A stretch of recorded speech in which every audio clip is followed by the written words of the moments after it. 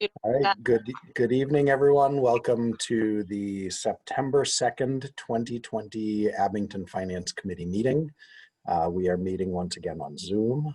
We have a relatively robust agenda tonight. I think some of it will probably be a little bit less robust as we get to it.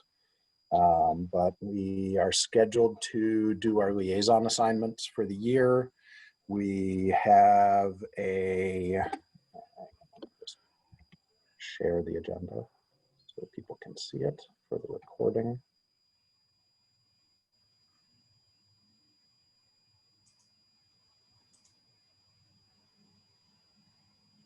We have our liaison assignments. We have year-end transfers, which for those who are following along with all of our meetings, we already did year-end transfers, but then some stuff came in again after the year-end transfers, so we have some more year-end transfers. Reserve fund request, updates on the coming year's budget, and including updates on the fiscal year 20 budget. And then beginning prep for the fall special town meeting, which will be held on October 19th. Then we'll move into liaison reports, correspondence, and a review of minutes, and we'll discuss when our next meeting will be scheduled.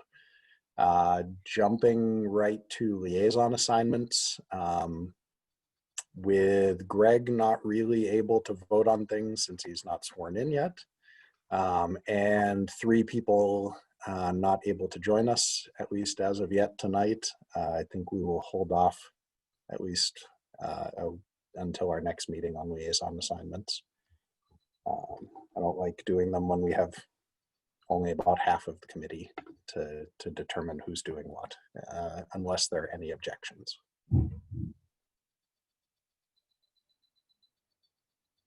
Without hearing any objections, I'll move to year-end transfers. I sent you all a document, and I will call it up and share it right now.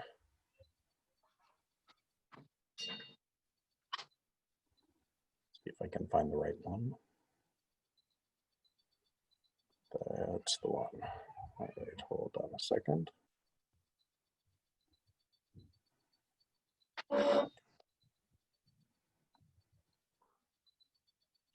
Go share to that one.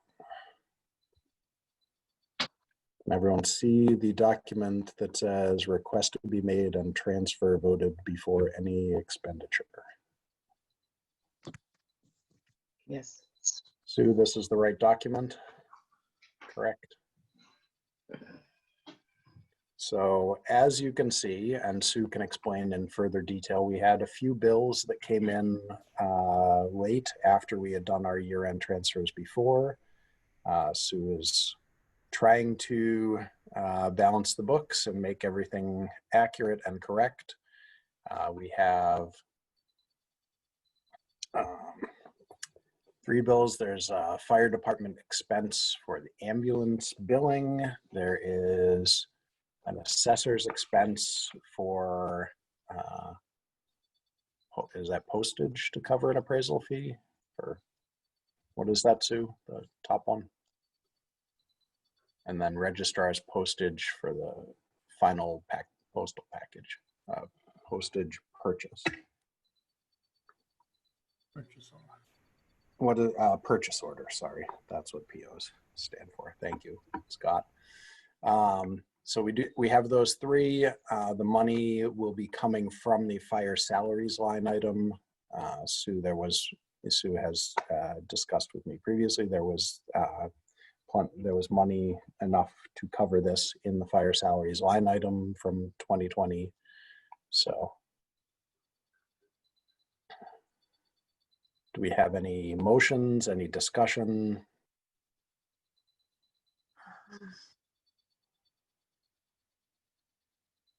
We're a very quiet bunch tonight.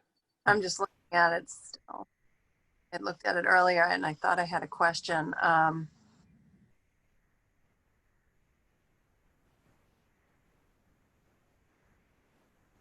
I think first I would entertain a motion and then we Motion can have approve. discussion afterward.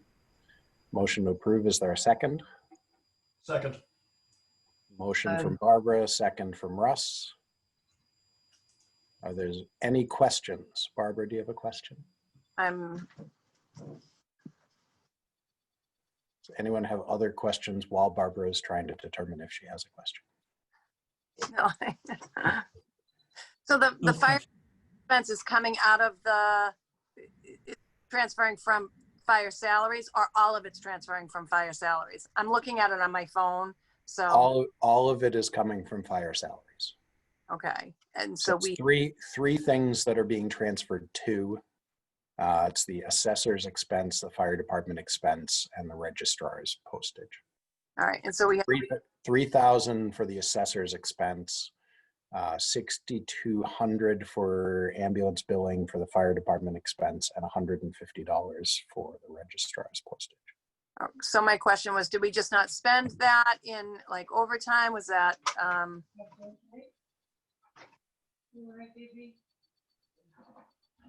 I think the question is, why does fire salaries have that money left over? That be Yeah, correct? they didn't expend it all in their overtime or just general salaries. Abby, I think if you remember, the chief gave a really good presentation on how he figures for overtime and at your meeting, and obviously it's not unusual to have a little extra left in there.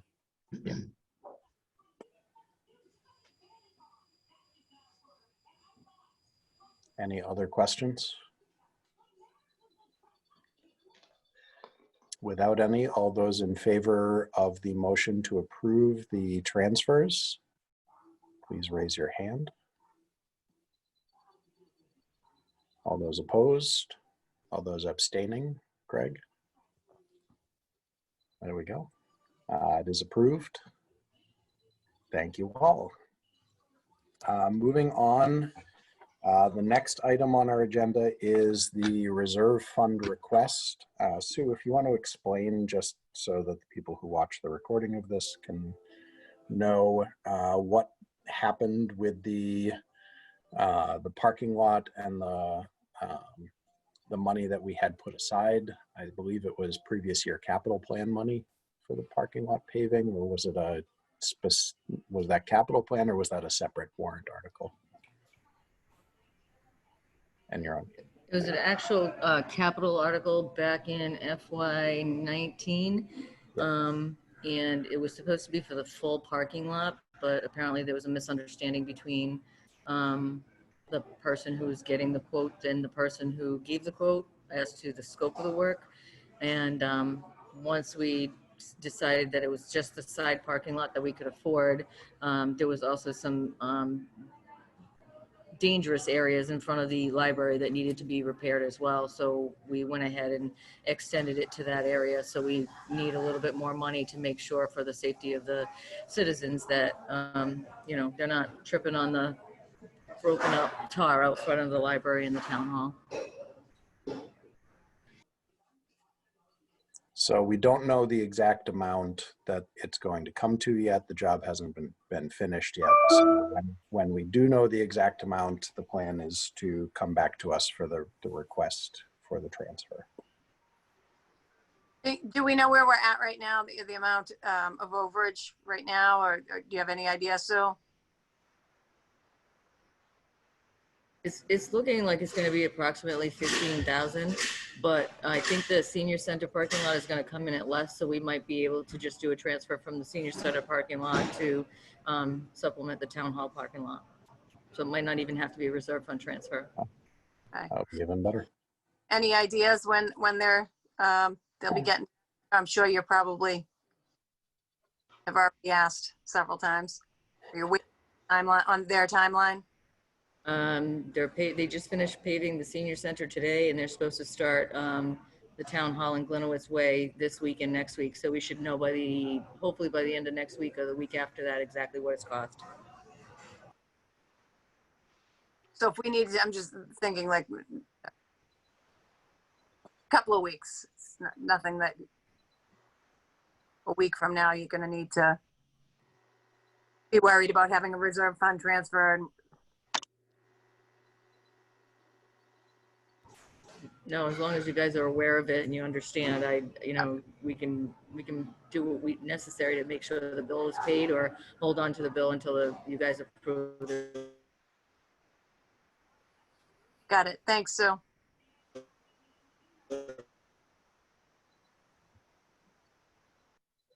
Any other questions for Sue?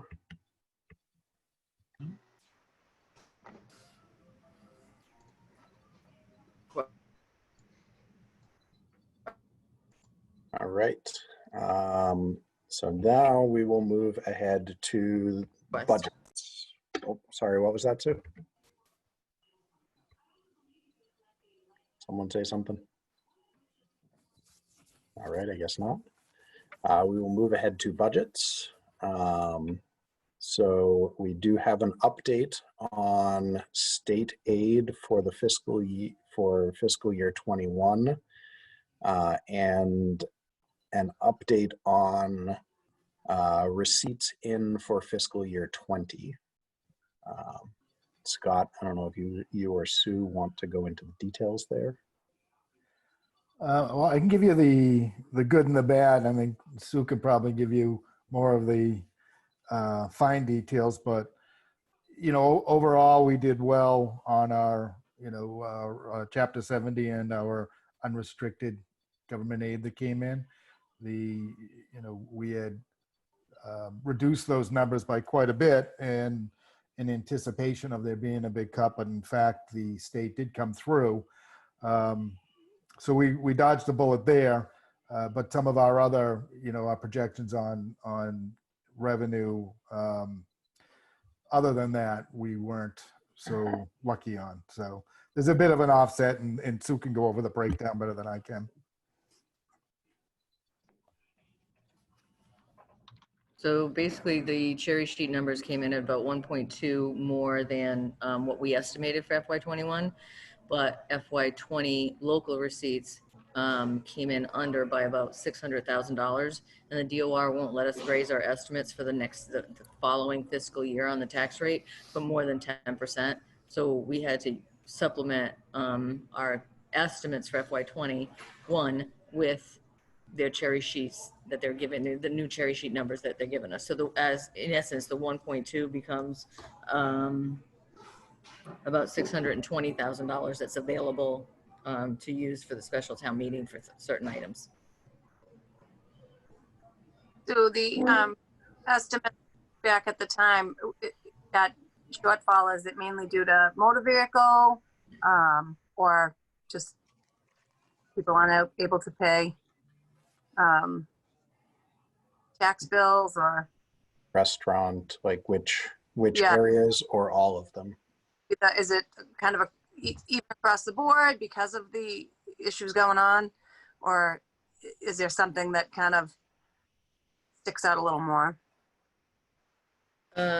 So we're about $250,000 short of motor vehicle excise.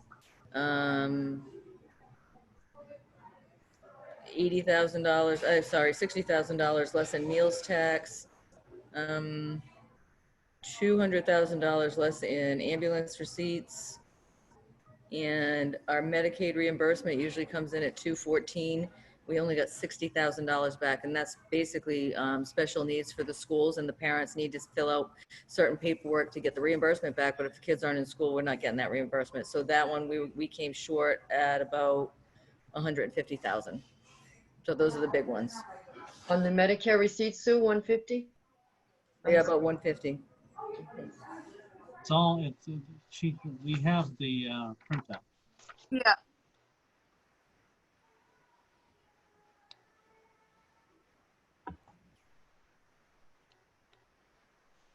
Hey guys, just joining now. Sorry I'm late. Hey, Justin, welcome. I Hey, totally spaced. It's okay. We're at the point where we're talking about the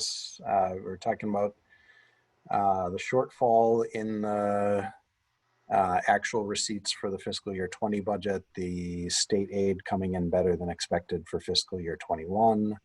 And we went through the, we passed on liaison reports because there were too many people missing or not able to vote yet.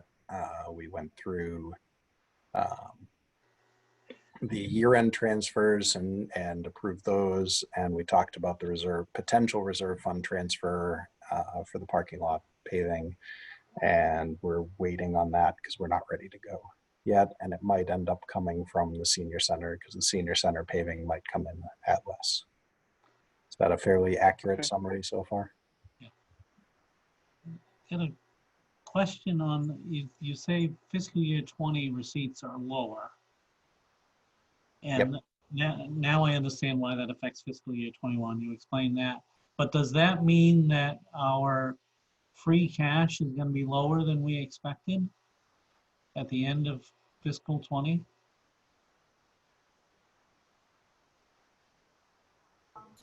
That is a potential, yes. When do we find that out? So free cash, we wouldn't get an update on that until what, October-ish? Yeah, it's October, November. Yeah, after the fall town meeting, for sure. Yep. Why? All right. And then it wouldn't be certified. We'd get an update. Yeah, I would think, I'm just talking estimate. I don't need the official Yeah. certification and all that stuff. If we know we had a shortfall, then we should know how it's affecting our bottom line.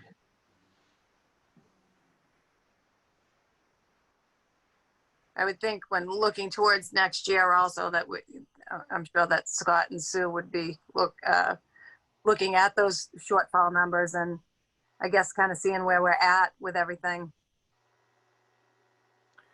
Yeah, we're just starting next year's budget that- process, obviously.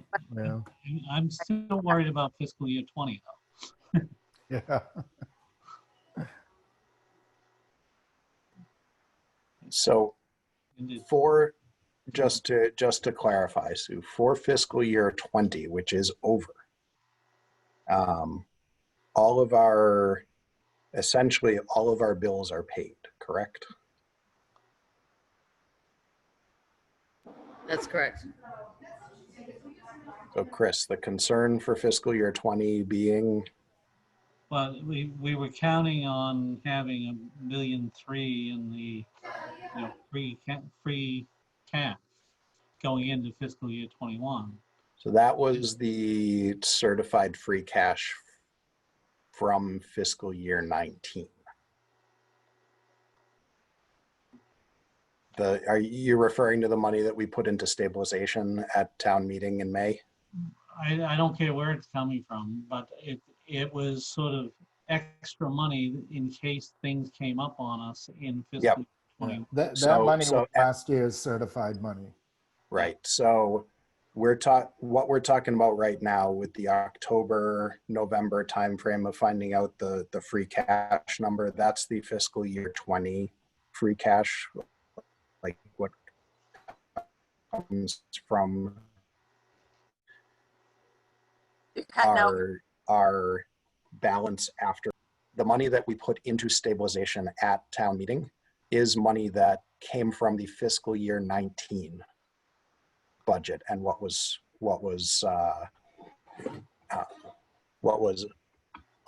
essentially the surplus from fiscal year 19 is where that came from and has already been put into stabilization, correct, Scott and Sue?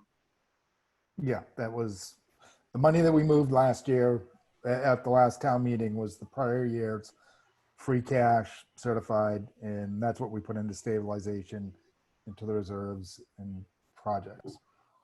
But there's 600,000 less in receipts in fiscal year 20 to go into stabilization, or it has to come out of stabilization because we're going to pay for that, right? So that's the money that came in on the unrestricted aid and on the Chapter 70 money. We were above what our estimates on that. So that money is offsetting. Okay. Yeah, Is that, so the plan is am I explaining using, it right, Sue, that money was what's offsetting the shortfall. shortfall? All right. Right, yeah. I see. Yep. All right. yeah, so essentially we were essentially 600,000 under. State aid then came in at 1.2 million over. So we're essentially taking half of that money, putting it towards the underage to balance that. Correct. And then looking at special meeting for what to do with the other 600,000. All right. Now I got it. Essentially, Thanks. that's, yep. Okay. No, good questions. Definitely helps to clarify it, if not just for you, but for the people watching as well. And I believe Sean agrees because he has now decided that the price is right.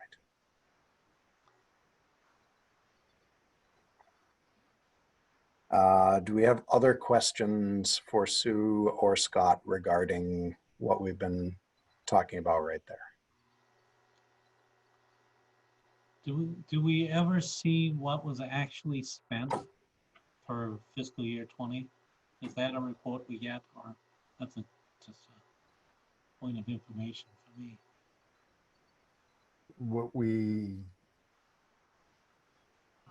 Well, coming from like by department wise or yeah, just yeah, overall? just the actual spend. Yeah. I don't know, Sue, is that something that you typically, I know some towns do issue with the upcoming budget, what the actual ask and expenditure was from the previous year. I'm not sure what the form is that you're going to follow here. I'm not sure I fully understand it, but it's hard to So- hear. But it sounds like you're saying that you're asking if normally we see plummets like that. No, he wants like, we used to get, Chris, we did used to get, when we would go over each department's budget, they would have the actuals for the prior year that we could look at. Okay. So when we get into doing the certain departments budgets, we can definitely add that. I know we previously have had that in other years. So you want to see the comparison of what they're asking and what they actually spent last year, or what they got last year and what they actually spent the previous. Yeah. Yep. Yeah. No, that makes sense. Yeah, I didn't think we got it last year. That's why I asked. I didn't know when that would come. But, okay. Thank you.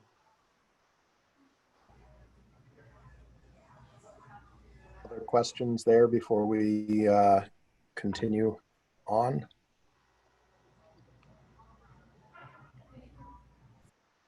All right, so that transitions us into our actually question from me to Scott and Sue is where do things stand so far with fiscal year 21 and income? Where are we tracking, if we have any idea on that so far? I know it's only been 2 months into the fiscal year, so we probably don't have too much of an idea, but it's all, especially given the current environment, it's important for us to ask. I'll leave that one to Sue, but I bet nobody's paying their bills. So taxes aren't coming in. Nobody's pulling permits. It's not good. No one's going out to eat. No. Well, finally, I think they're starting to do that. Yeah. But you know, I think Sue can give you a good idea too. We did apply for you know, a lot of our reimbursement for CARES Act money, which obviously only goes to offset expenses that we've already made. But yeah, so I don't know if we've actually got any numbers in that you know, reliable numbers at this point on revenue. How do we look with because we had budgeted 10% less. How do we look with that number? So that's the 1.2 million that is coming in that we budgeted the 10% lower than. Yep. So we're pretty much, We budgeted 10% less. We got essentially 100%. So there's that 1.2 million dollars more than what we budgeted that we're getting, that we're using to plug the shortfall, and we're looking to deal with in other areas on this during the special town meeting. I have a question about the CARES Act reimbursement. Do we know at what percentage they are reimbursing?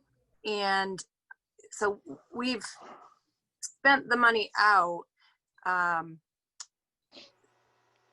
For instance, if the fire department had to purchase PPE and additional things that they hadn't budgeted for, they've used money that's in their budget to spend that out, correct? Is that right? So there's actually a COVID, a line item that they're tracking for those expenses separate of the budget. Everybody's keeping track of it. And we had the authorization to deficit spend on it. Okay. So there's 100% reimbursement for certain things, but there's criteria that's involved in it. Yeah. And it's pretty close to what FEMA regulations would be as far as when, what they're looking for when you submit it. But we've gotten a lot of the information. Sue got a ton of stuff out to them. They obviously they want quite a bit of documentation, but it seems like, they've got everything that they need so far. It looks like it's going well. And Plymouth County's been really good to deal with about the whole process. So I'm glad to say. My concern is just we get to the end there and we don't get reimbursed for certain things. It could happen. I know. Yeah.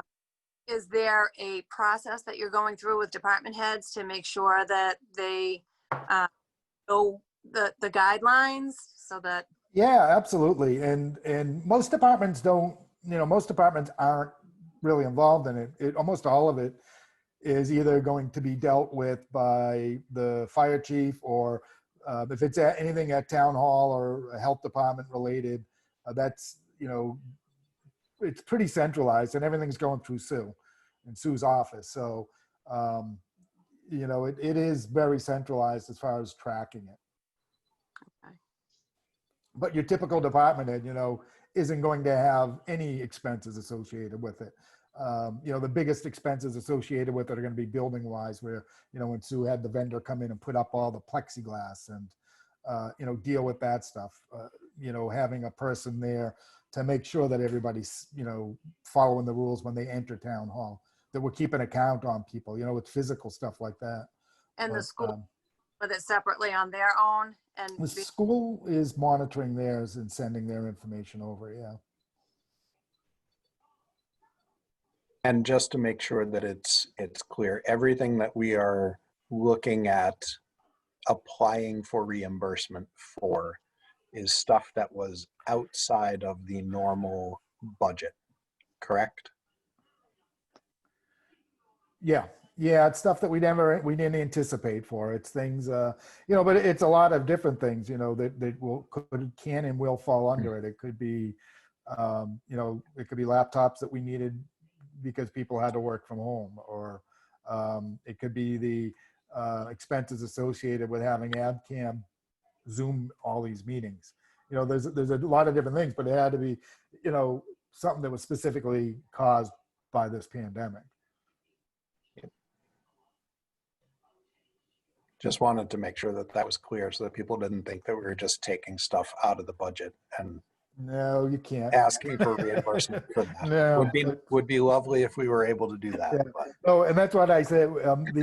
The restrictions in the regulations and the requirements on the documentation for this is pretty heavy, and that's kudos to Sue and her office for being able to actually track and keep track of, monitor it, and put it all together to the level that they want it to actually get the reimbursement.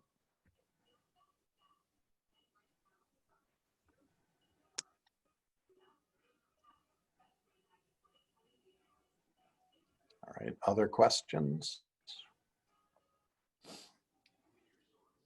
Are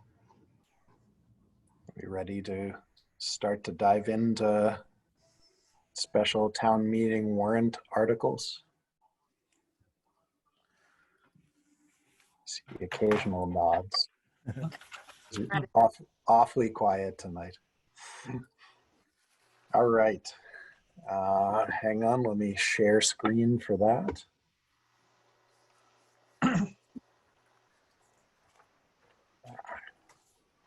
screen is fighting with me.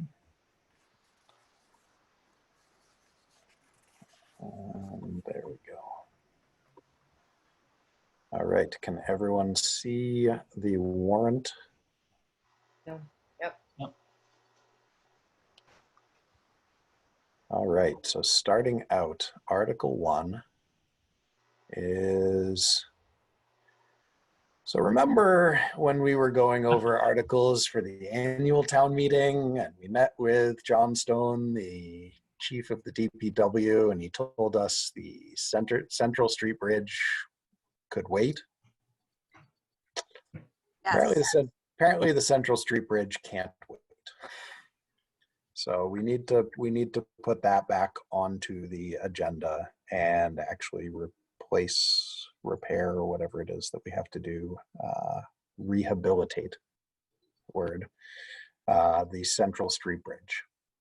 So can I ask, Yes. we're saying it can't wait. If the town votes not to spend this money on repairing the bridge, what happens? Do they close the road or something?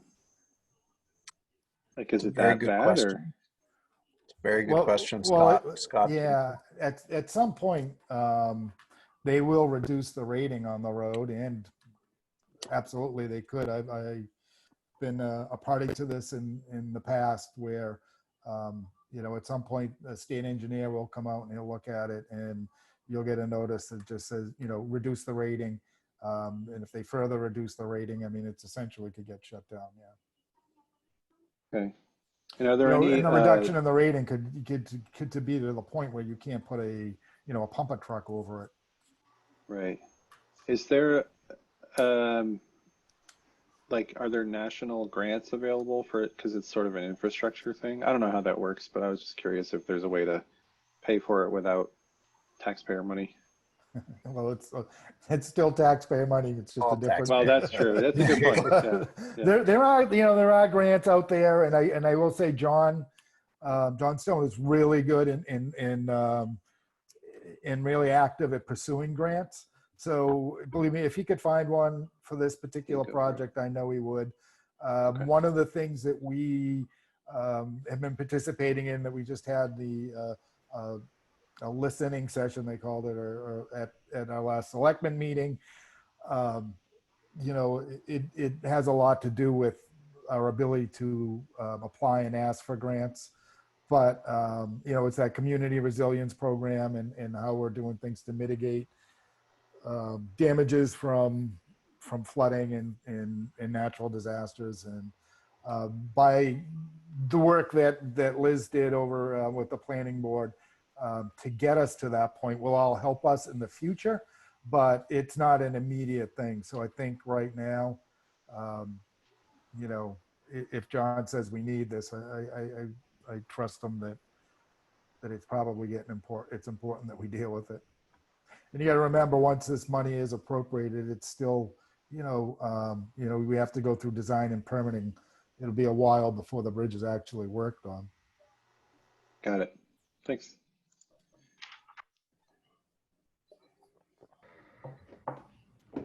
Other questions on Article 1? Is it something we could borrow? It's a good time to have borrowing. Is that the plan to borrow? So you're on mute, but I believe she's saying yes. And I think that was the plan all along with this one. So If you're gonna borrow, now's the time. yeah, True. that's certainly true. So Articles 2, 3, and 4, if we're done with Article 1. Any other questions on 1? Okay. Articles 2, 3, and 4 are road acceptance articles.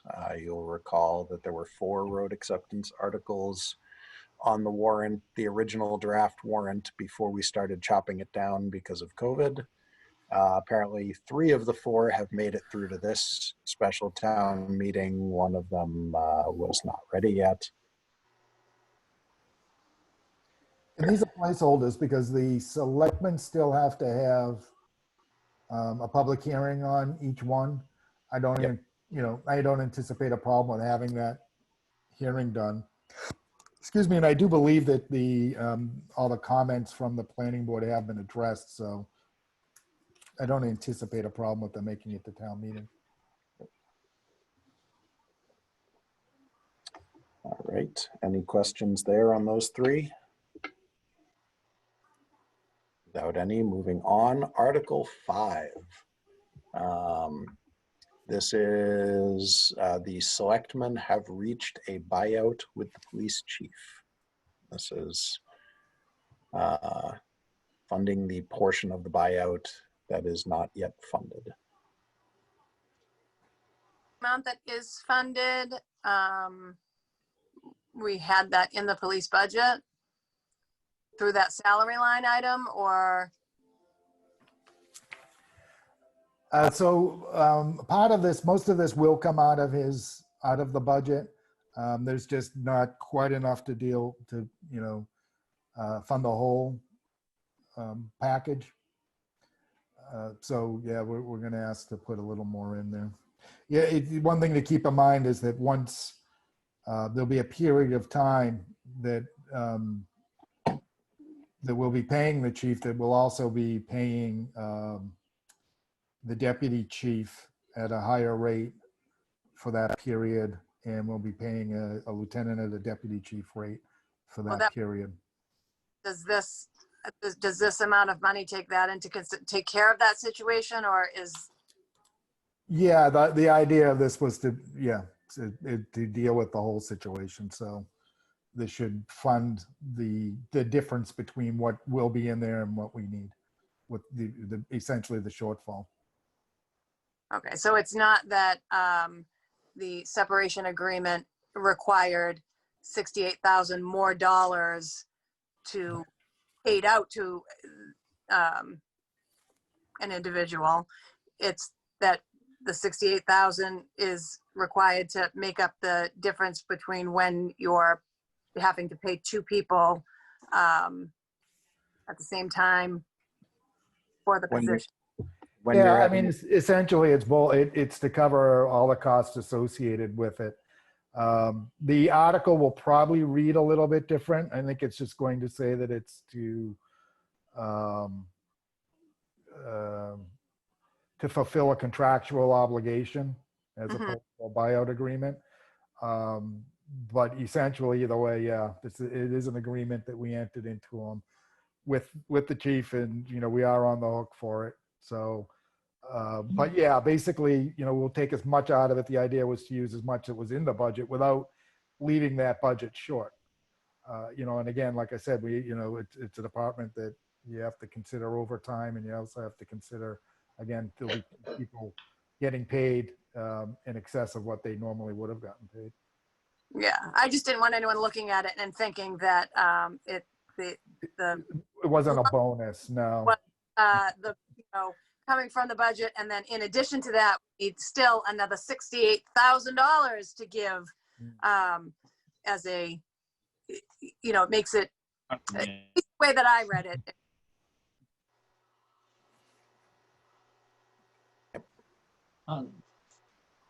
Did we Chris? find out how much the buyout was?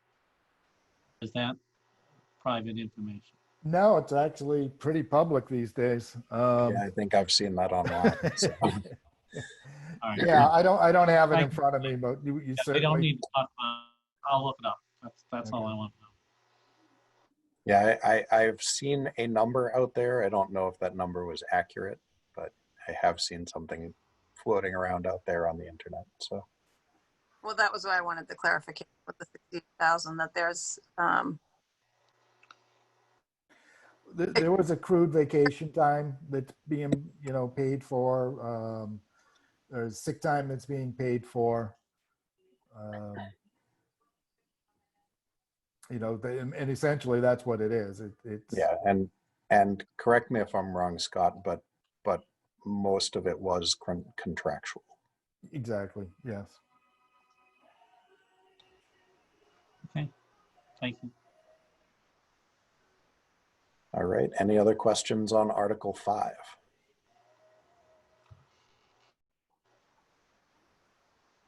Okay.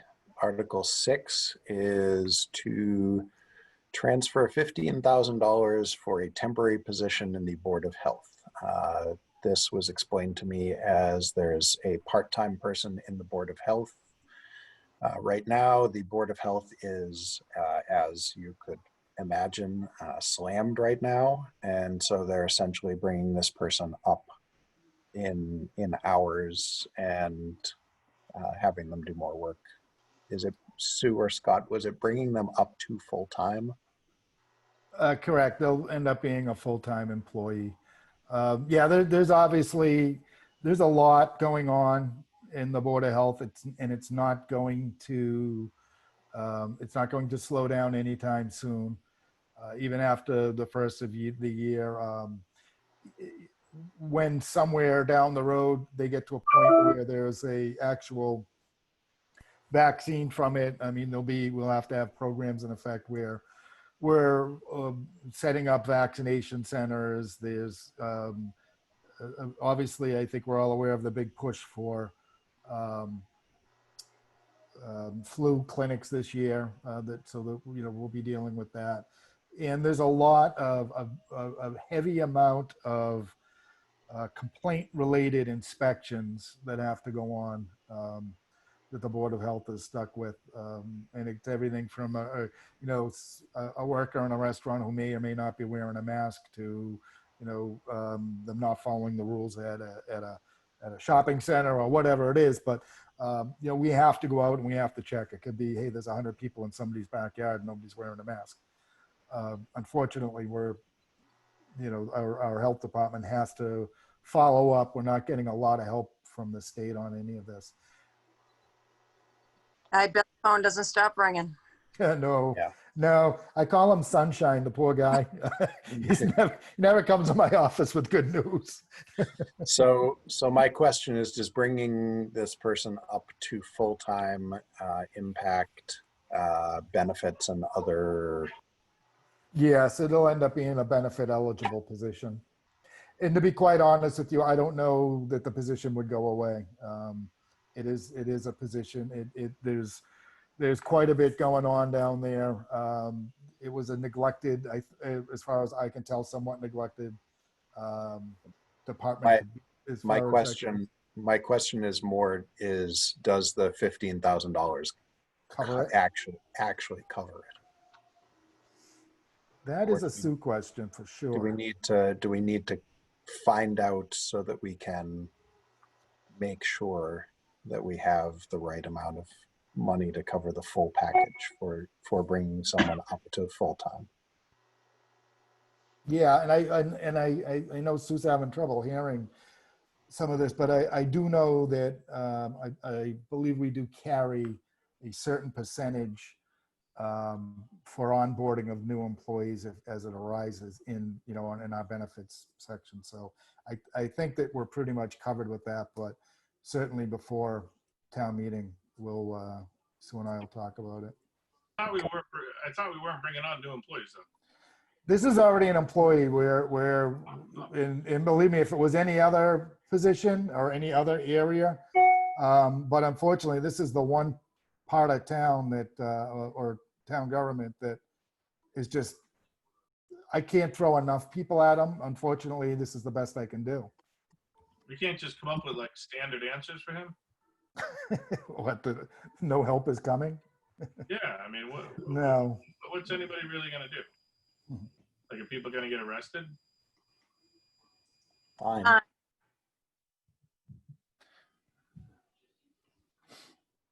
So, I have a, Barbara? yeah, so Sue, I don't know if she can hear me and I can't see her because we're screen sharing. Wait a minute, let me try to.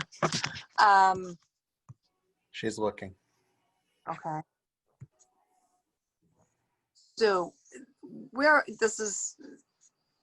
I don't want to get too deep into this tonight, but just where are we at with the contract with Republic? Since we're on the topic of the Board of Health, the cost of trash had been increased, the cost of recycling had gone way up, and we were on shorter term contracts. Are we at the end of that contract? Are we near the end of that contract? Do you know? With Republic, so yeah, we are nearing the end. What we're trying to do is, and Marty and I have been discussing it. We're sort of looking at it because we're not necessarily happy with the performance.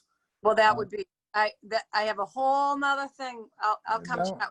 But Well, I know, I totally understand it, but there's, leaving it to walk out at this point in the agreement would only cost us. no. That's why I'm asking where we're at in the agreement. But we are getting near the end, and we're actually getting ready to, there's a couple things that we're working on. One is putting them on notice that, that they're not in compliance with the contract, but we obviously don't want to give them an out because the rate is locked in, and it's going to be worse when we do go out to bid. So Right. that's my ultimate fear is we will want to go back out to bid, and we're prepared to do that. It's just, I don't expect we're going to see a significant savings if we see any. Oh, But we're getting close to that point, yes. well, locked in, and that's why we were hanging in there with them. Mm-hmm. Yeah, but yeah, the contract is it probably has less than a year. Okay, that was my. Yeah, if I remember correctly from our discussion during budget preparation, it was a 1-year contract that we had extended out with them. I thought too.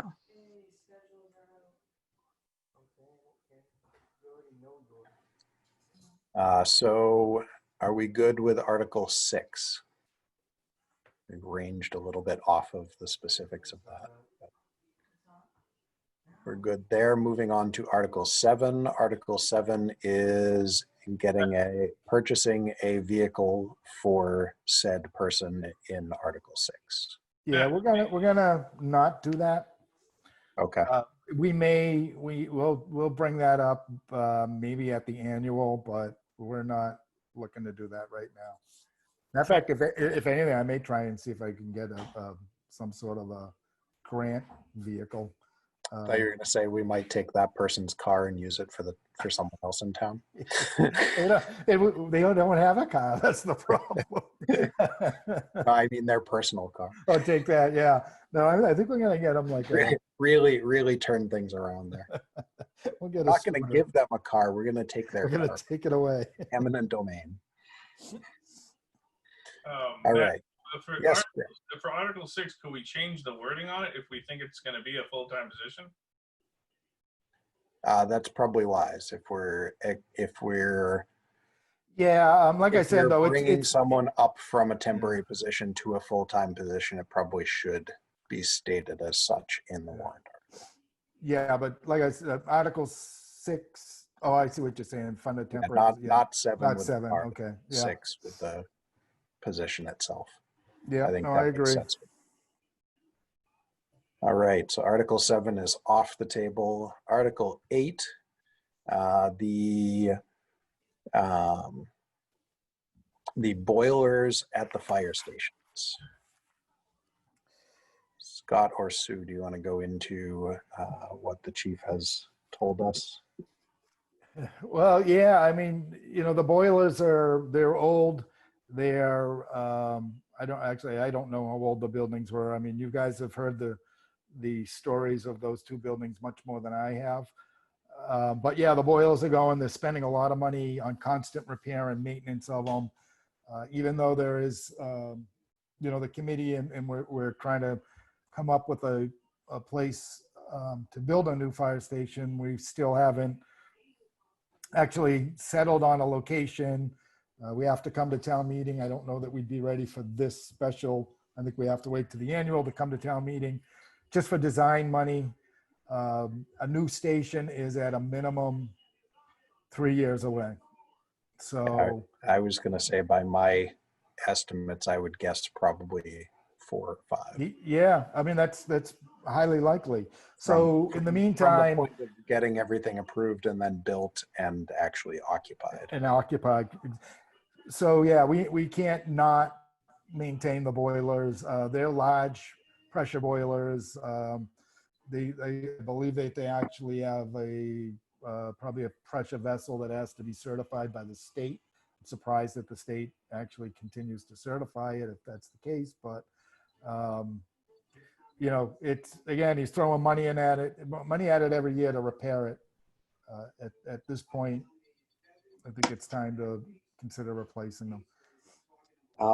Could we get, just so that we have it for comparison's sake, could we get the amount of money in recent years that they have spent repairing the boilers?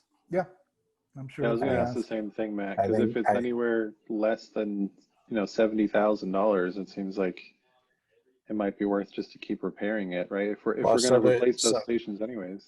Yeah, so the question is, if we're looking at, if we say that we're looking at approximately 5 years to the point where we're in a new station and we don't even know if the people of the town will approve building a new fire station.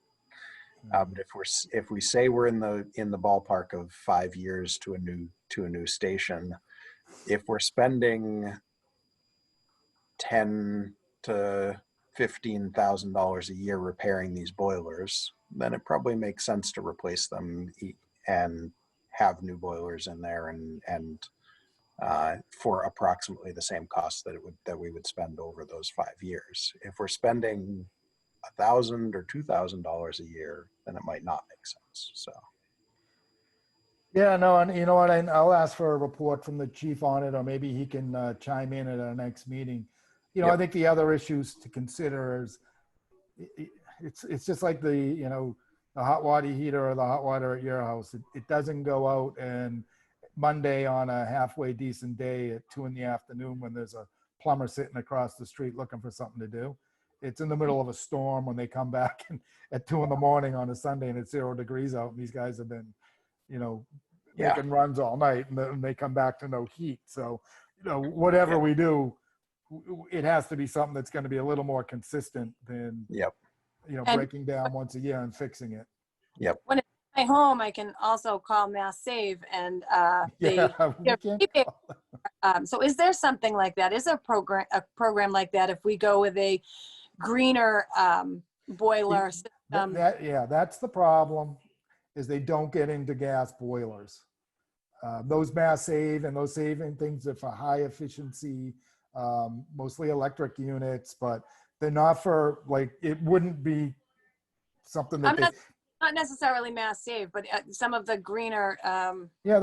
We've looked into them, and I know he'll look into more, but because that was the first thing I asked him too, where we're part of the communities. Yep. I thought that there would be some sort of and we'll continue to look, by the way, but I thought that perhaps we would be eligible for something, some sort of grant money, but unless you're putting it into something high efficiency, which isn't an easy conversion. Yeah, maybe somebody from the SAGE committee might have some information or leads or ideas. Yeah, we're open to anything, that's for sure. Throwing it out there. It's, if we can find a grant, if we can find any assistance for it, we'd love to take it. Could I ask a question about this? Yes. I live right around the corner from Station 1. That is, very soon going to be inches away from the new Route 18.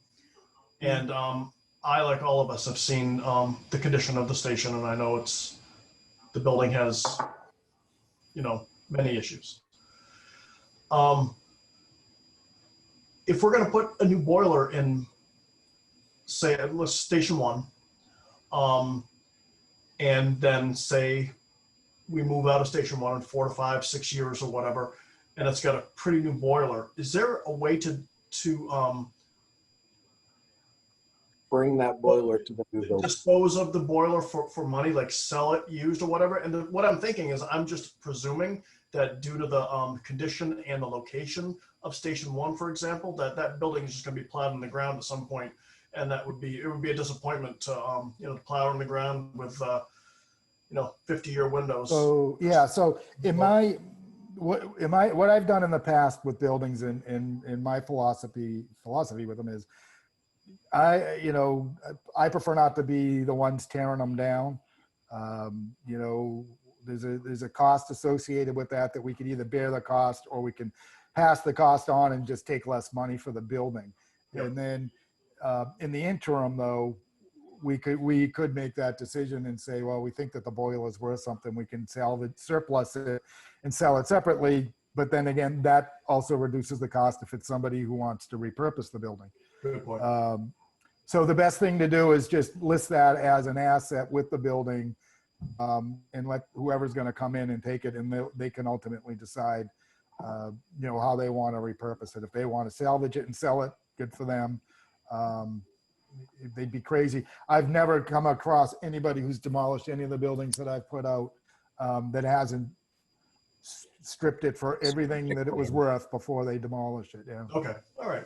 It's liable to end up in Greg's backyard for all we know if he finds out of it. I need a new boiler down See? Probably a good So- new boiler with warranty Yeah. still. Yeah. Yeah, so one of the things that I think will definitely come up when this is discussed is the windows at the high school, which we're still paying for, even though I've heard that story. even though the building has been demolished for several years, we're still paying for the windows. So that's what I wanted to say. Like, are there any creative things that we could maybe do? Because, I mean, again, I don't know if we're getting a new fire station, but it sounds like we are. So if we know that, it's like putting a new engine in a car that you know you're going to trade in. I'll tell you that, the price tag on that fire station makes it it's going to be a very difficult. Yeah, it's going to be At hard least to get on that. at least on the initial proposal. Yeah, it'll probably make it through town meeting onto a ballot, but I think it's going to be, difficult. That's a lot. That's a big price tag. So I think I remember seeing that they were like training center to like train. Yeah. I mean, I think that's like a huge wish list, but if we just, Yeah, what I was, just so you know, Greg, what I was told by members of the committee that was putting that together was that this was essentially the first round of things with like the highest wish list type of stuff. This was not their final proposal. I'll tell you right now, though, that a lot of your square footage and a lot of your expenses for that building, you could take a training room out and you can take the, a few of the other rooms out that were associated with, administrative rooms or whatever, but you're not going to get it down. You might pull a couple $1 million off of that.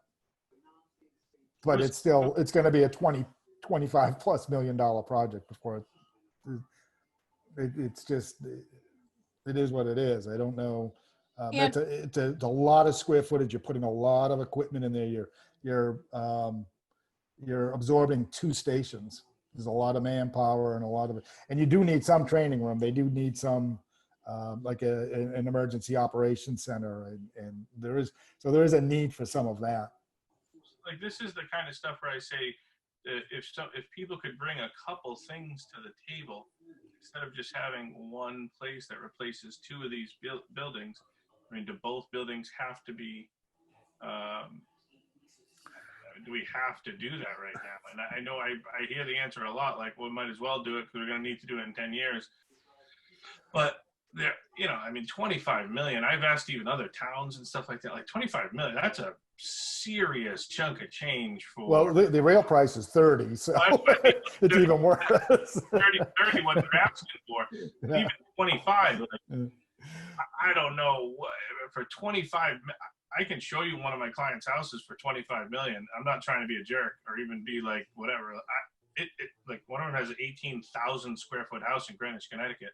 I don't know. I mean, it's bananas to me that I assume this will hopefully cost the town 5 million, 10 million maybe, or something like that. But 25 or 30 million dollars is just. Yeah, you're not getting it up for 5 or 10 million. I'll tell you that. No, I wish. I don't know what they're using for building materials these days, but. So Airplane I think parts. we're straying a little off of, Yeah, but that is a good segue though. At some point, I met recently with that committee, with the building committee. I think certainly they lost a lot of their steam because of COVID, came out just as they were released. But so they're going to do a little bit to try and get get that information out to everybody. There was a pretty substantial report, and if you haven't seen it, I will get you guys copies of it, because obviously it's something that you're going to have to weigh in on. Yep. But yeah, they did look at, I mean, that's the whole point of the study, was to look in the feasibility of whether it made sense to tear 2 buildings down, tear 1 building down, co-locate, do whatever. I mean, they did look into all that, and it should all, be within that report. Is there another building that we have that? Oh wait, what am I saying? This is way too early. Sorry, stop it. I just want to get back to the article with the boiler. My concern would be that if we don't take care of the situation, we don't know. The economy right now is just so everything going on in the. It would be nice to think that we'd have a fire station, be looking towards a new fire station 3, 4, 5 years.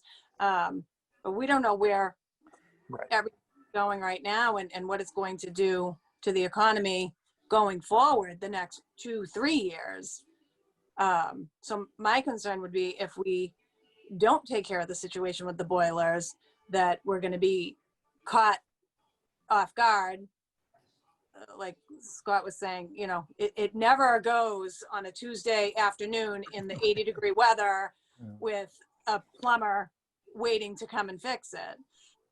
And I think we've had this conversation too, Greg, about other things where, department heads come to us and say, this is broken, this isn't working, this drawer at town hall, or the parking lot at the doors at the senior center, and then they keep coming to us and telling us we have these issues, and we don't do anything about it because we're tight for money or whatever the situation is over the years. And then they come to us and it's like, we need the money now. And then everybody says, well, why didn't we, know about this sooner? Well, why didn't we take care of this at the? So this, I feel like, is one of those situations where they've been telling us this is nothing new. The fire stations have ongoing issues. I've been here on this committee 10 plus years, and it's been an issue every year since I've been here. Fixing this, fixing that, patching this, patching that. So my concern would be if we don't take care of this, that we are going to end up in one of our worst case scenarios when we're really hurting for money and the boilers are going to go. That would be my fear. Yeah. Amen.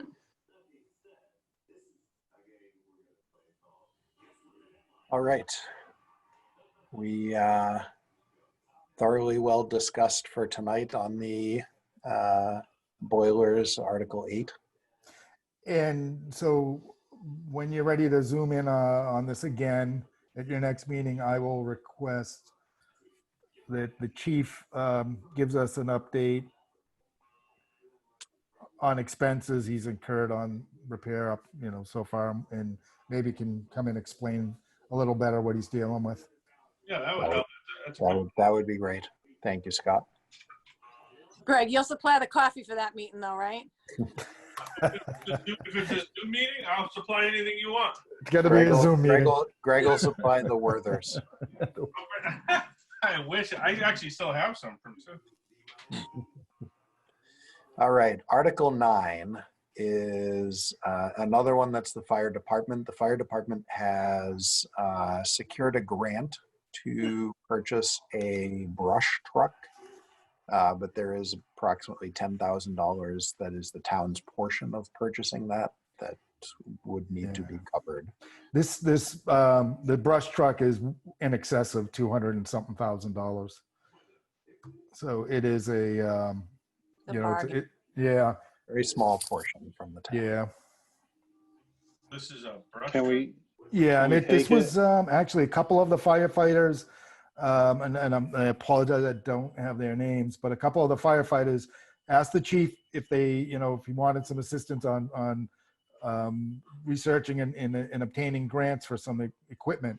And he told them, go ahead, and they were able to secure the money for this. This is something that that the fire chief was going to put on his capital plan anyways. And I think it was going to be up there early. So, it's a win-win. Do we have a place to put the brush truck? Under a tarp? Always a good question. We're gonna have a Well, new fire station. Yeah, I mean, are there other costs associated with owning this brush truck? I mean, do we need to train the officer or the firefighters how to use it? I mean, are there No, other things we can spend money on? I'm sure they already have a brush truck or I'm certainly with the state park that you have over there, we better have a brush truck somewhere. So But this yeah, would replace an existing truck potentially? if I'm assuming this is to replace the existing brush truck. They have to have one. But again, when the chief's on, I'll ask him to elaborate on this. I'm Quick just question. wondering if it's one of the trucks, if it's replacing one of the trucks we just passed a bunch of money to It is repair. not. Okay. No. Those are all engines. This is a Oh, right, much right. different piece of equipment. It's like a Ford F-350, Right. but the back of it's a fire engine. Yeah, and it's Oh, got cool. probably some really cool roll bars all over it, and it's made to go into the woods. Yeah. Made to go through the mud. It's a $200,000+ truck, correct? Correct. Yeah. So Fully outfitted. someone else is paying somewhere in the neighborhood of $190,000, $200,000. Yeah. Not It's us. no. We- It's Yes. the government. The other part of the government. But Can we it, sell it to pay for the boilers? I'm sure that comes with strings attached. Yeah. Yeah. but I mean, that's pretty good deal. Well, Yes. that's what exactly. That's the kind of thing that we're looking for and we like to see. It's going to, it's obviously, the chief says it was going to come up on the capital projects anyways, or his capital program. So yeah, it's nice not to have to deal with that next year or the year after. Entire thing, if we did it that way, if these Yeah. guys had gone out and researched and gotten the grant Yeah. written. Do you want to know what the frugal Greg thinks? No, We can make our own. No. No. I want him to get everything he wants. But are the fire trucks already ordered? Are they ordered? The Yeah, the three, fire trucks. Forget about the brush truck, like the fire trucks. the one that we're repairing? Yes. Yeah, we Yeah. don't have new, like the No. the fire trucks, like the engines. Yes. Those are just getting repaired. Yeah, what was on the town meeting warrant for back in May was repairs for the Yeah, trucks. that's what I meant to say. The stuff that needed to get fixed with the aluminum and stuff. Yeah, that's underway. All right, good. And it would be great if the chief could come to know if we already have a brush truck. Yeah, Yeah. absolutely. But if it's 10 grand. Yeah. Maybe This is Justin's point is well taken, that what are the other costs what are associated? the other costs? Is this part of the new station that you need a space for this big, huge truck? I don't even know if it's big, huge. no, it's not. I mean, it's definitely bigger than like my truck, but it's not really that much Oh, bigger. It just okay. has a cool thing in the back that looks like a fire. Probably red. It looks like an ambulance. To be honest with you, Yeah. it's a truck in the front and then a kind of an ambulance-looking thing in the back. So, all right. Article 10, if we've exhausted Article 9, is stormwater management bylaw. I believe it's just a bylaw. I don't believe I that don't see a 10. it's highlighted in yellow. Oh, okay, I see it. Sorry, looks like 16 on my screen. It does kind of look like 16. Yes. I'm going to scroll it up to the top so it's easier to Yeah. spot. There it is. So that is a storm management stormwater management bylaw. Scott or Sue, are there financial implications on that one? I don't believe there are. This is yeah, you've already thrown money at this over the last few years. This is all part of that whole, you know, the rules that came down from the feds down to local DEP and down to us on stormwater management. It's this particular part of it is that you do have to, you know, all within that is that you have to have a bylaw with different regulations for, you know, how we treat it and how developers treat stormwater. And I know it's been going back and forth with some of the final tweaks being put in by town council, but it should be ready, you know, relatively soon for everybody to look at. But financially, no, this is sort of part of that bigger package, the NIPD's package and stuff that you guys have already paid hundreds of thousands of dollars for. Because otherwise they fine us, correct? Yeah, well, they'll fine you and or we'll become ineligible for certain grants. We wouldn't be able to get a lot of that money. Like we certainly wouldn't be able to get any bridge money. Right. All right. Articles 11, 12, and I'm going to scroll so 11 is no longer on the screen, but you'll see why it doesn't really matter. 11, 12, 13, 14, and 15 are all related to the assessor's office and Abatements. abatements and things that have not, like the amounts that allow elderly to qualify for certain things that have not been changed in many years. These are all just affecting essentially inflation, cost of living increases, and such, and changing the numbers that those are allowed by, and these will not take effect until fiscal year 22. Yeah, these were actually things somehow I know the assessors originally wanted us to do it at the annual, but they didn't get them to me. I think they might have maybe forwarded them to Rick, and then during the transition, I never uncovered them, and I don't think that they made it clear to Sue that we wanted them. So it was sort of at the last minute after we had closed the warrant that they said, hey, what about these? It was just a little too late. So, but yeah, basically, that's all it is. It's just they're trying to make it realistic for, the elderly who they can qualify for these things. Is this just in line with other towns? Yeah.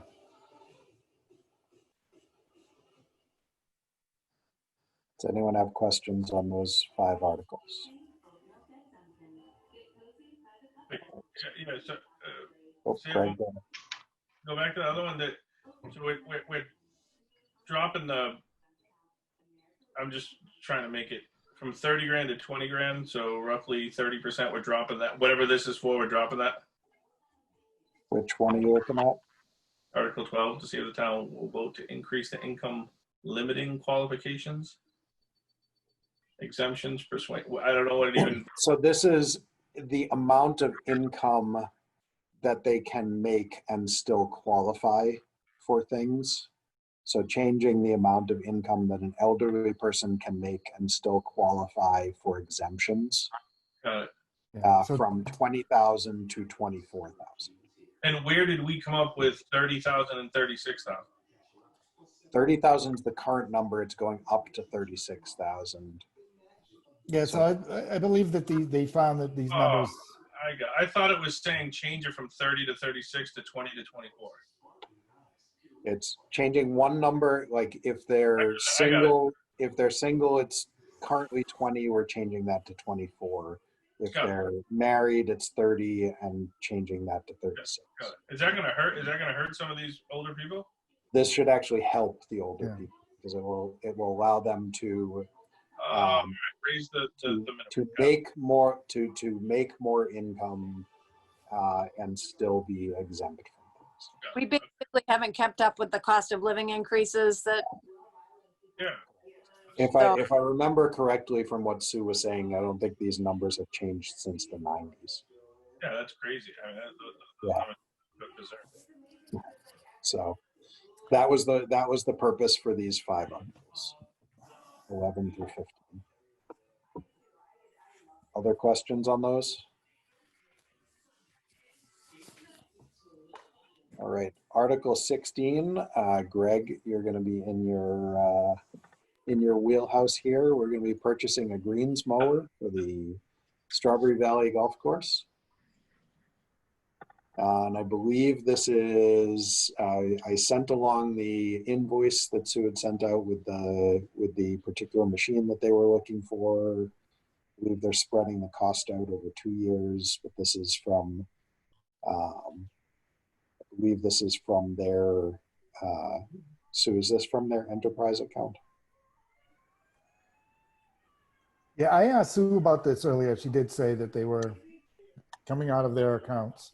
So it's, yeah, it's there. It's the money that they allocated to Strawberry Valley from their fees that they collect. So Prior, I also asked the question is this something that they need now, or can any of this wait, until the annual? And I guess the piece of equipment that they would normally, that this is replacing, is actually in getting repaired, and it's a piece of machinery that they use every day. I'm not a golfer, so I don't understand, but apparently it's important on how Greens need to be mowed at a very different level and a different, it's very difficult to mow a green to the right level without the right machinery. that's what they tell me. Having worked 3 summers at a golf course and never being allowed to touch the lawnmowers. It's not coming out of their retained earnings, though. It's actually, they have 3 articles that are open from prior years that they're going to carry forward into FY21. That's right. Sorry, And then just repurpose those articles. Yep. So things that they had put in prior years that they didn't actually spend, they're going to repurpose the money for those into this and the next one. And the next one, Article 17, and we did talk about combining these 2 articles. hold on, Matt, I'm sorry. Hold on. On Article 16, so they're taking money from prior articles, prior town meetings. They're taking that money, and then in addition to that money, they need the 12,000 for the No. green. No, the 12,000 will come from that money. So money that they had in previous articles that they did not spend will So they ended up cover. just not. Sorry, go ahead, Matt. Yep. That they did not spend as much as what was allotted at town meeting in previous articles. They will put towards both Article 16 and Article 17, which we're talking about combining into one article. And so that, because they're both for those, and that will cover the cost of both things. And you're saying prior town meetings plural? Because this is new for last year, right? Well, the golf course has been part of the town for many years, so Yep. they could have had town meeting articles Got it. Perfect. previously I just wanted- before they became an official department. Yep, got it. I didn't want to be confused. okay, so wait, so, Yep. so let me know if I'm understanding it correctly. Before we changed the management situation at the golf course, they would have had that money in those articles and not had to turn it back to the, that wasn't once the project, usually when a project is finished and the money there's a savings, it gets turned back over to the town. But because the management system ran differently then, it didn't have to be turned over to the town because they had the golf course. So before, sorry, Sue, to jump on that, but I believe if something is set to a specific purpose in a warrant article at town meeting, it would take another town meeting warrant article to change the purpose of that fund, whether it's to bring it back to the general fund or to put it to other purposes. For example, the Garavanter lift at the Frollo, that was sitting out there for years not spent, but we couldn't just use that money for something else because it didn't just revert to the general fund. No. But if we had replaced the Garavanta and left over, that money would have gotten turned back in. Right. So were these articles that the work was done and there was money left over, or were these articles that no work was done and they're just sitting out there as articles with money? So these articles were from when we transitioned from being managed by a company and then going to town managing it. And we did an article for a POS system. We did an article for the golf carts, and we did an article to purchase startup equipment.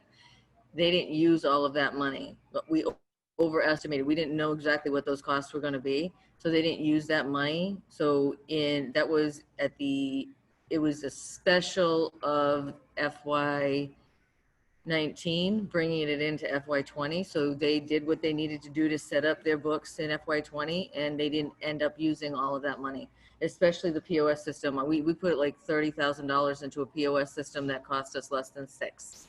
So Right. A lot of that money is coming from the POS system. So rather than turning that back into their enterprise fund, they want to carry it forward and then repurpose it for this use right now. Otherwise, they have to wait until we certify their retained earnings. Right, if they turn it back certified. Right, and right now they really need that piece of equipment, and the netting itself. Apparently, the netting that they have behind you in the golf course, if somebody's shooting one way and you're shooting another, some of that netting is come down, and it's dangerous for the patrons that are using the golf course. Okay, So that's what Article 17 is, just for anyone listening. It's the protective netting that needs to be replaced, and that's $18,645. Sorry, Barbara, go ahead. So when you read the article, it sounds like it was from prior town, I guess it's how you interpret it. It's not prior town meetings as in 3 and 4 years ago that this money is sitting unused. This was from a very recent prior town meeting. Correct. I can change that and put the specific year that it was voted if you want. That would be good. So thank you.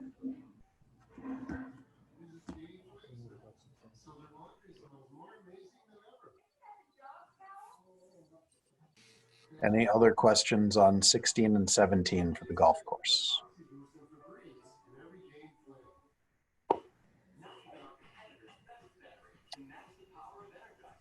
Article 18 is to take what is not essentially what is the school's, the portion that's designated to the school from the state aid money that is over what we estimated for. So we talked about how state aid came in at 1.2 million over.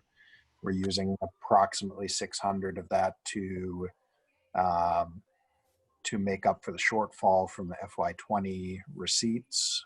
The other 600,000, the school is we're looking to do, this is Article 18, $416,487 to the school department for costs especially related to reopening the schools and all the work that they need to do this year. So that number looks pretty specific. Is this itemized so that we can see like what? I think it's specific because it's the breakdown of like percentage wise of what's left of that 1.2 million breakdown between what goes to the school and what goes to the town. And that was on the document that I sent you, and I'm trying to find that document. Hang on a second, is this it? That is not it, that's the greens mower. This is money that cannot be recouped from the CARES Act? Coming from the CARES Act. right? Well, this is coming from state aid. Oh, sorry, never mind. So that's a good question. So the breakdown that we have on the budget forecast sheet that Sue had sent us, and I'll quickly switch my share to that.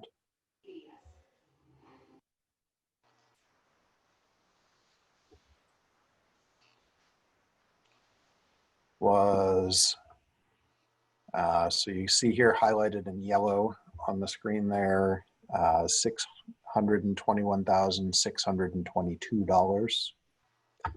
And then the breakdown is $416,487 to the school, $205,135 to the rest of the town.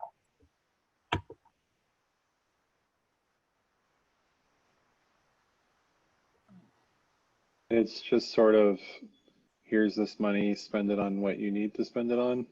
They don't have anything specific. It's the school department. They're usually fairly vague, aren't they? They're usually pretty decent with explaining to us what they're spending a decent amount of their money on. We get a very well broken down report from them, but there are some vagaries. Well, we certainly can ask them. This all obviously we've just started having these conversations with them, but yeah, they have quite a bit of expenses coming at them constantly right now as they try to figure out. Obviously they just really recently came to terms with how they were going to reopen. I'm sure anything and everything that they can get reimbursed, they will get reimbursed from CARES Act money, but it certainly won't cover all of the issues that they're going to run into. Got it. I would say, given what we would at this point expect FY22 revenues to look like, whatever they can get reimbursed for and not spend of this or of the town's money that we can put into stabilization to cover anything for FY22 is highly recommended. But we definitely know that there are significant costs heading their way, and they chopped a fair amount of stuff out of their budget to help us achieve the.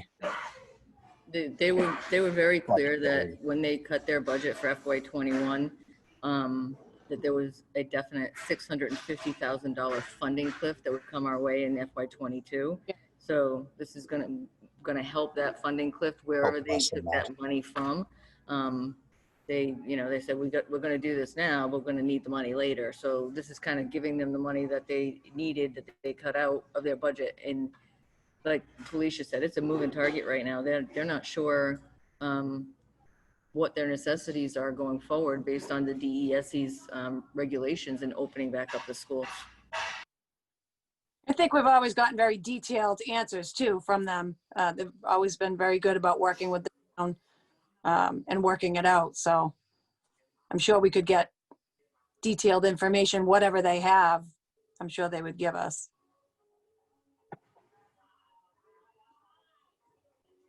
Yeah, we are very, very early in the stages of this. Just finding out what the state aid was going to be and kind of breaking it down and stuff. So we should definitely get more detail from them. I'm back to we're getting a 1.2 million extra from, or not extra, but back from Chapter 70 in the state. That's coming in for fiscal year 21, correct? Which we are currently in, yes. Yes. We were short 600,000 in 20, so we're taking some of that 1.2 in the shortfall in fiscal year 20. We have to project 600,000 left in fiscal year 21. Yeah. Are we also allowed to project the extra? It just seems like we're using the 1.2 twice. or we're using 600,000 of it twice. We're using it to pay last year and to pay this year, because, and then we spend another 600,000. Chris, it's not to pay last year, but what we ended our revenues with last year and what we estimated for FY21 to become our revenues, we don't have the proof to the DOR that we're going to be Yeah. able to make that up for FY21. Yeah, So if you look at that worksheet in FY19 actuals, we came in at 5.172. Yeah. So we estimated 5.179 for FY21, but in FY20 we only came in at 4.571. So we have to make up that estimate in order to set the tax rate. right, to get even in fiscal year 20. 20, yeah, we ended 20 in that, and in 21 we estimated higher than what we ended 20 in. So we have to reduce our estimates. Yes. So taking the 600,000 to make fiscal year 20 balance. 21. No, fiscal year 20. And then fiscal year 21, you're reducing because you can't project higher. We're not making fiscal year 20 balanced. Fiscal year 20 came in as what it was, and when we close the books, like you said earlier, it's gonna reduce our free cash because we came in $600,000 less. That's what I'm getting. Yeah, this new money that's coming in. 600,000 less. So we're going to have a lot less buffer than we thought we were. Right, and that's why we're reducing our estimate. That's for next year, not for this year. That's for FY21. Right. Yeah, we're For this year. Yes, for this year. But you're also increasing expenses by that 600.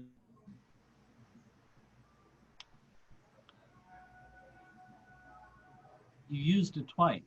No, well, we have 1,200, so we only used it once. Our free surplus is going to be, instead of what we thought it is, it's going to be 600,000.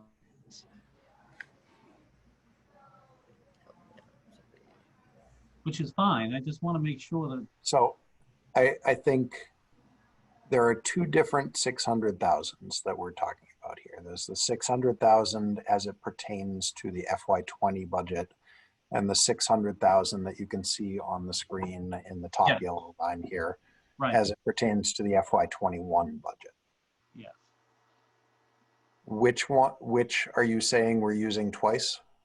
Well, I'm saying we got 1.2 million extra for next year. For this year. Put that into the revenue projection for the state. We got 600,000 less in fiscal year 20. So our free surplus is going to be less by 600,000. And next year, this year, fiscal year 21, we're fine. But it's that money that we're using for last year, that's just coming out of free surplus. So our free surplus position is going to be a lot worse than we thought going into fiscal year 21. I think maybe that's where the confusion is. It's a $600,000 estimate. The money doesn't actually, it was an estimate that needs to be brought down. So it wasn't money physical money, it was an estimated amount. And so we got to bring that, we got to chop off. Right? So we projected in fiscal year 20 to have 5.1 million. We only got 4.5. That's money, right? Well, we projected to receive a certain amount and then we didn't. Yes, but we spent the amount based on what we projected to receive, did we not? No, because I think that it was what we expected to get back is lower than what we had projected.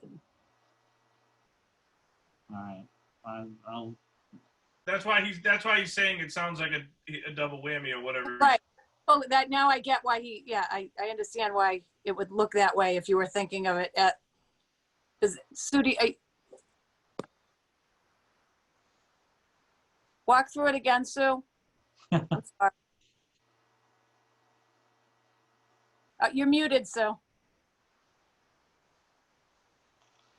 All right, so I changed the column. Oh, Matt, I'm trying to move your worksheet here. Do you want to share, Sue? No, so I changed the FY21 column under local receipts. Yes. So where it starts with motor vehicle excise 2.3. Originally, the column to the right of that was in the left. So by changing the columns, it says I have $600,000 left over based on our budget, which it should have said 1.1 if I used the original numbers. So basically I'm saying I couldn't use those original numbers because they were too high. So the 1.2 that we got of that 600,000 was overestimated. If I take out that 600,000, now we have 621 left to use. I got that, but what happened to money that didn't come in 2020, fiscal 20? That came out of. Well, yeah, so the money that didn't come in fiscal 20, we can't do anything about. You can't take a new vote on. The tax rate has already been set. So it is what it is. When we close the books and we have free cash certified, your number might look lower, but your number might look a little higher as well, because there's some salaries that we were able to pass off into the COVID account, unemployment costs. So I see a lot of expenditures that weren't, that didn't happen too. So there's a lot of things going on with the end of fiscal year 20, and that's kind of what we need to look at when I'm closing the books, but this is going forward into FY21 and set an FY21 tax rate. No, I understand what you did in 21. It's just fiscal year 20, it's going to take a hit because of this. Yeah, absolutely. Maybe offset by other things. All right. But we can't do anything about that. We can't go back and vote anything more into FY20 because we already set the FY20 tax rate. Well, what we could do is not spend the 600,000 and put that into into reserve, because our free surplus is lower, but that's up to you guys. That is also what you could do. That was totally an option that we had discussed. So Sue, question here, as we're talking about reducing the fiscal year 21 estimates by the 600,000.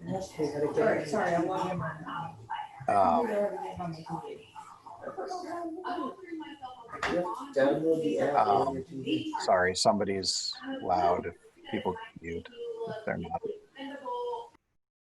talking. Thank you. So we talked about reducing the estimates in fiscal year 21 by the 600,000, and then the other 600,000 is what we were breaking down at the top of this. The money, the 1.2 coming from the state for FY21, that is over what we had budgeted for and expected.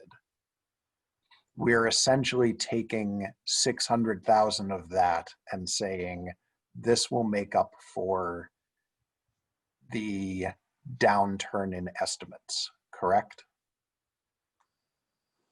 So we're saying that will keep it balanced as the budget that we passed was.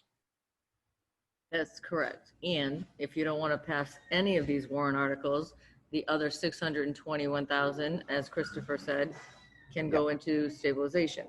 Again, so I'm just trying to make sure I have my brain wrapped entirely around it. So none of the 1.2 million that's coming from the state for fiscal year 21, none of that is going to fiscal year 20. As Chris is rightfully saying, our books were balanced for fiscal year 20. The fiscal year is over. Our free cash, our potential free cash coming out of fiscal year 20 looks, because of that shortfall in local receipts, to end up being lower. So that will affect what we can do at the spring town meeting and into fiscal year 22 with capital and other such items, one-time expenditures that we would normally do out of free cash, putting money into stabilization, those type of things. The 1.2 million that we're looking at as the surplus from what we budgeted for fiscal year 21 from the state, half of that we're using to cover what we project to be $600,000 in below estimates of local receipts. And the other half we're looking to extend spending. Correct? That is correct. But like Chris said, if Everybody you don't- on board there? like if you guys don't want to, like this was just open the warrant. You people tell, you know, the department heads tell us what they're looking for. It's just out there. This is what they're looking for. If you guys don't approve any of this, you can say that other $620,000 you want to put in stabilization, and that's where it goes. You can, you know, it's just a request. We put it out there. This is what people are requesting because we opened the warrant. Again, as the finance committee, you have every option to say no to every one of these or yes to a few of these. And if you want to put more money in stabilization, that's, you know, that's your prerogative. It's just, these were the requests as the warrant got opened. Yep. And I just wanted to make sure we all had our brains kind of wrapped around all of that and understood. I know I've been working my head through it as we've been going, and I think I've finally got it. So. Can I ask one more question? You can. Sue, I don't believe there'll only be one more question. the funding cliff with the schools. Can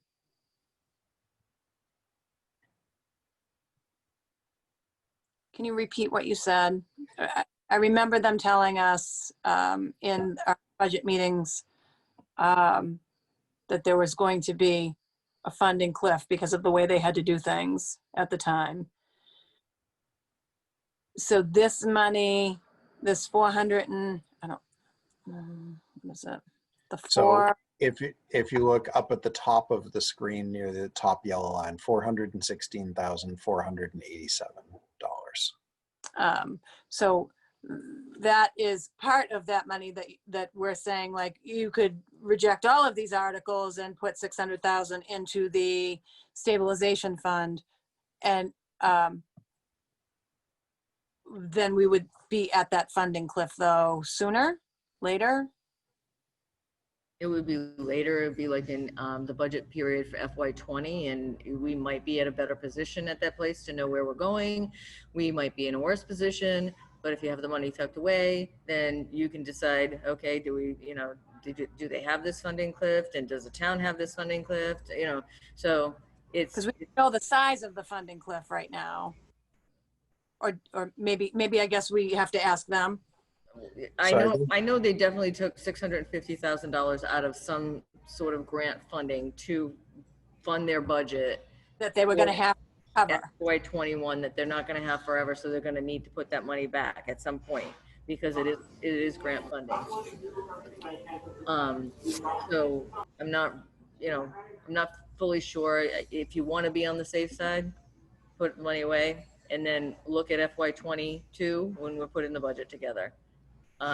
All I see is the important things that you have on here are making sure you fund the police, the buyback for the police chief, and the settlement for the injured police officer. Those are the only two pertinent things, in my opinion, Scott. I don't know if you feel the same, but there's nothing here that can't wait for another year.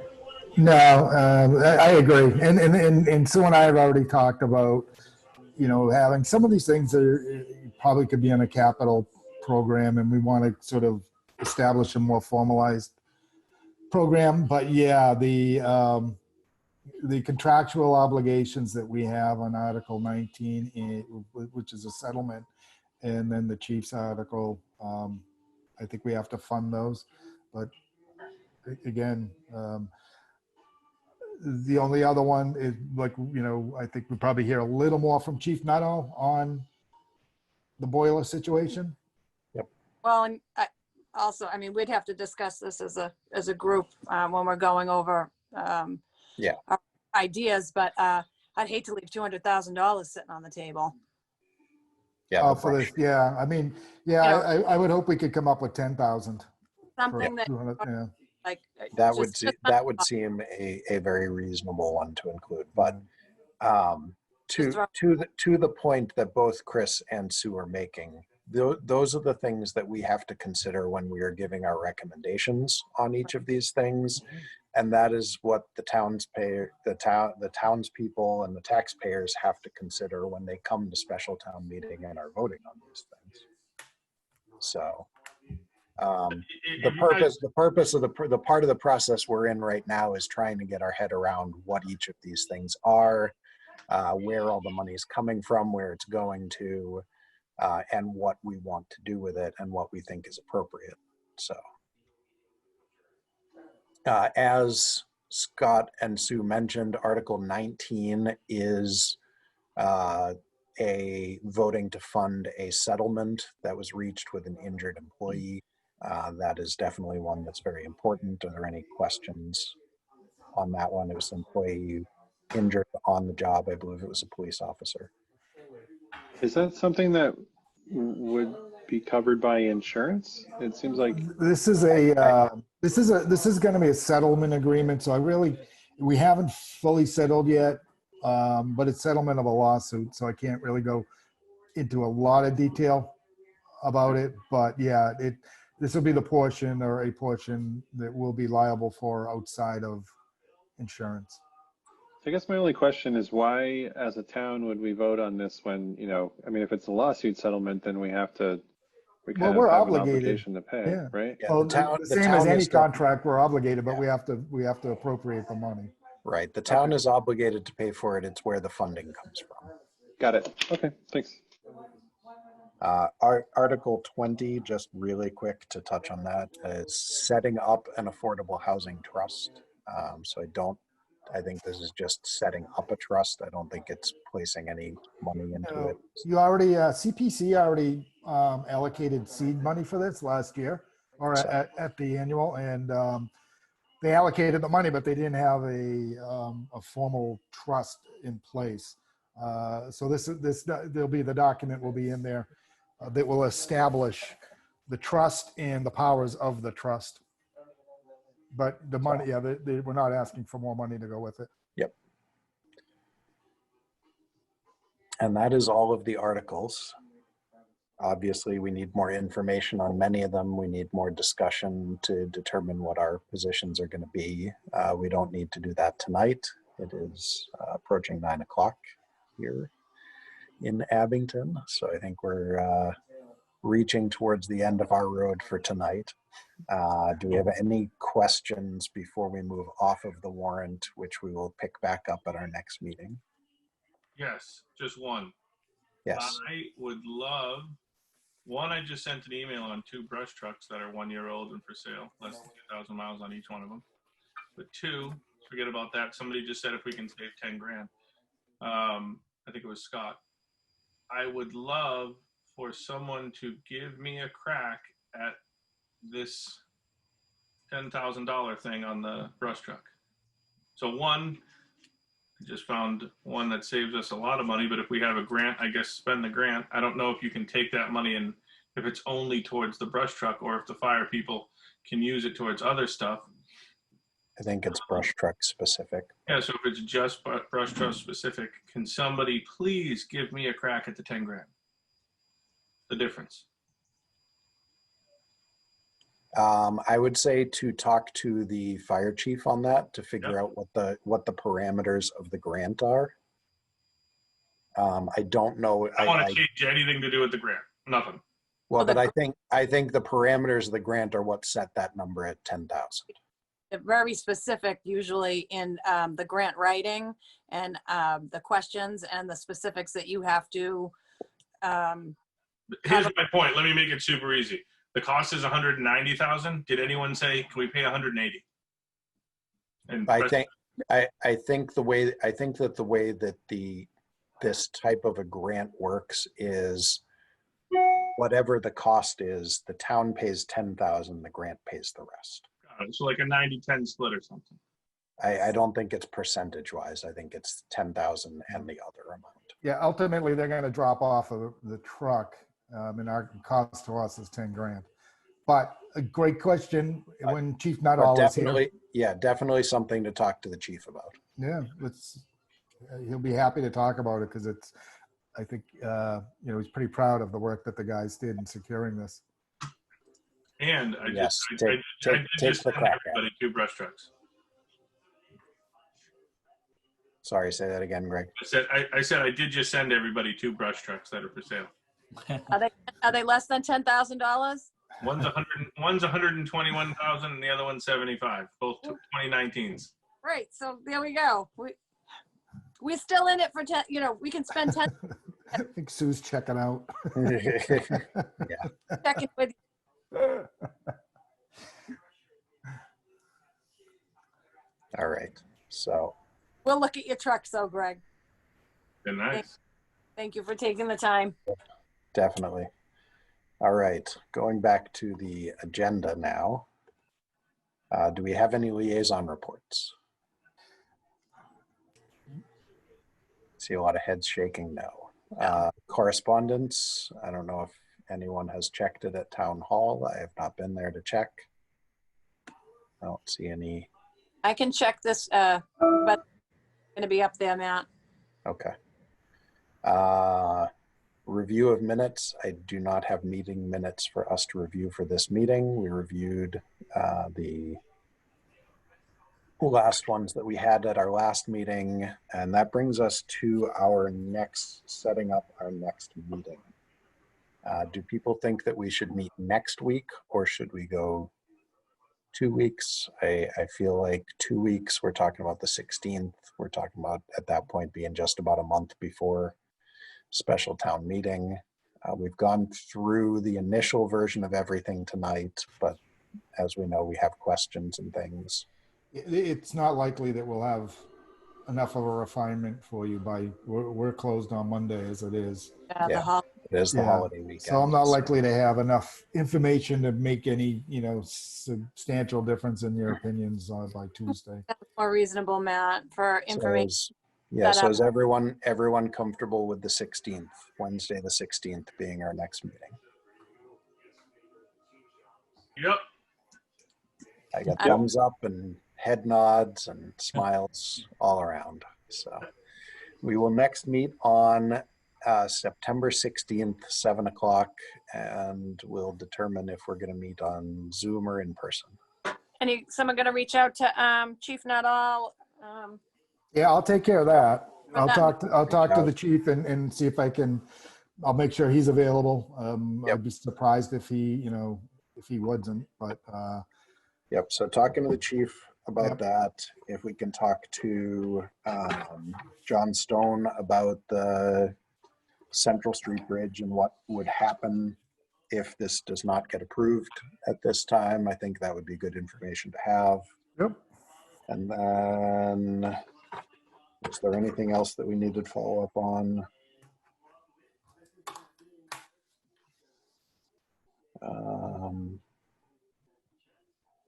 I think that was all we needed follow up on. All right. Anyone have anything else for tonight? Other comments, questions, motions? Motion to adjourn? Second. So motion to adjourn from Russ and a second from Barbara. Any discussion? Already raising it. Chris is already voting. Is there any discussion? Without any, all those, including Chris, who are in favor? All those opposed? Greg is opposed. He wants to keep meeting. Those abstaining? It is almost unanimous. We are adjourned. Thank you all very much for your time. We will see you in 2 weeks at the latest. Great. Thank you.